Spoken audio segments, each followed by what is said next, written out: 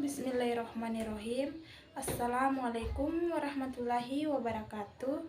Perkenalkan, nama saya Yusniati, Prodi Bahasa Indonesia, NIM 09910802220119.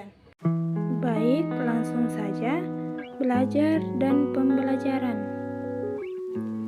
Teori belajar konstruktivisme.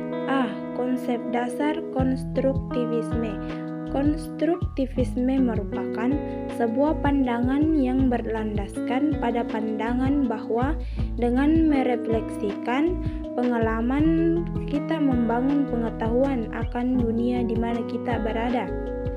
Belajar lebih diarahkan pada experiential learning, yaitu adaptasi berdasarkan pengalaman nyata kemudian dikembangkan menjadi konsep baru. B. Tokoh dan kajian teori belajar konstruktivisme. 1. Piaget. Piaget merupakan salah satu tokoh konstruktivisme yang mengembangkan teori konstruksi kognitif. 2. Vygotsky. Vygotsky adalah seorang psikolog dari Rusia dan merupakan salah satu tokoh penggagas teori belajar konstruktivisme. C. Aplikasi dan implikasi teori belajar konstruktivisme. Konstruktivisme merupakan salah satu teori yang berkontribusi dalam belajar dan pembelajaran. Ada sejumlah implikasi relevan terhadap proses pembelajaran, di antaranya yaitu 1. Pengetahuan didapat melalui konstruksi terhadap kenyataan yang ada dan bukan lewat jumlah informasi yang didapat. 2. Pengetahuan dibentuk dalam diri individu atas dasar struktur kognitif yang dimilikinya. 3. Dalam pembelajaran, seorang guru harus menciptakan pengalaman khas dan alami secara sosial, kultural bagi peserta didik.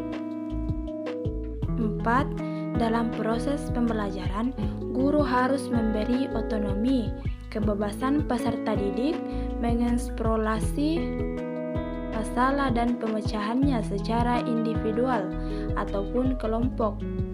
5. Dalam proses pembelajaran, guru harus mendorong terjadinya kegiatan kognitif seperti mengklasifikasi, menganalisis, menginterpretasikan, memprediksi, dan menyimpulkan. 6.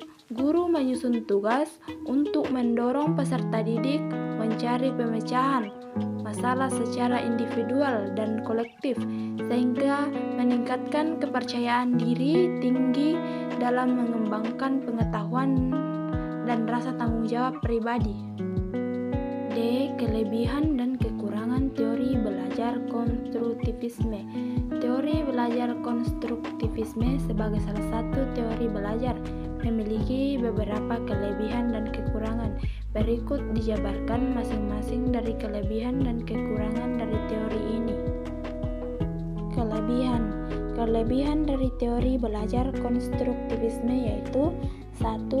Peserta didik lebih memahami konsep yang disampaikan oleh guru karena peserta didik sendiri yang menemukan pemahaman tersebut sehingga tercipta pemahaman baru. 2. Terlibat aktif dalam memecahkan dan menuntut peserta didik untuk berpikir lebih. 3. Pengetahuan tertanam sesuai skemata yang dimiliki peserta didik sehingga pembelajaran bermakna. 4. Masalah yang diselesaikan langsung dikaitkan dengan kehidupan nyata sehingga peserta didik dapat merasakan manfaat pembelajaran secara langsung. 5. Peserta didik lebih mandiri, dewasa dan dapat memberi aspirasi dan menerima pendapat orang lain. 6. Pengkondisian peserta didik dalam belajar kelompok saling berinteraksi terhadap pembelajaran dan hasilnya sehingga pencapaian kesempatan belajar pembelajaran dapat diharapkan. Kekurangan teori belajar konstruktivisme yaitu menganggap belajar semata-mata sebagai proses penyimpanan dan telah mengabaikan bahwa belajar juga menyangkut perubahan tingkat laku. Pandangan konstruktivisme dalam proses belajar melihat peran guru sebagai pendidik sepertinya kurang begitu mendukung. Selain itu, peserta didik dituntut untuk bisa membuat pengetahuan dengan ide masing-masing sehingga pendapat peserta didik berbeda dengan pendapat para ahli. Teori ini menanamkan supaya peserta didik membangun pengetahuan sendiri. Hal ini pasti membutuhkan waktu yang relatif lebih lama bagi siswa yang malas. Kondisi setiap sekolah mempengaruhi keaktifan peserta didik dalam pembangunan pengetahuan baru dan keaktifan siswa.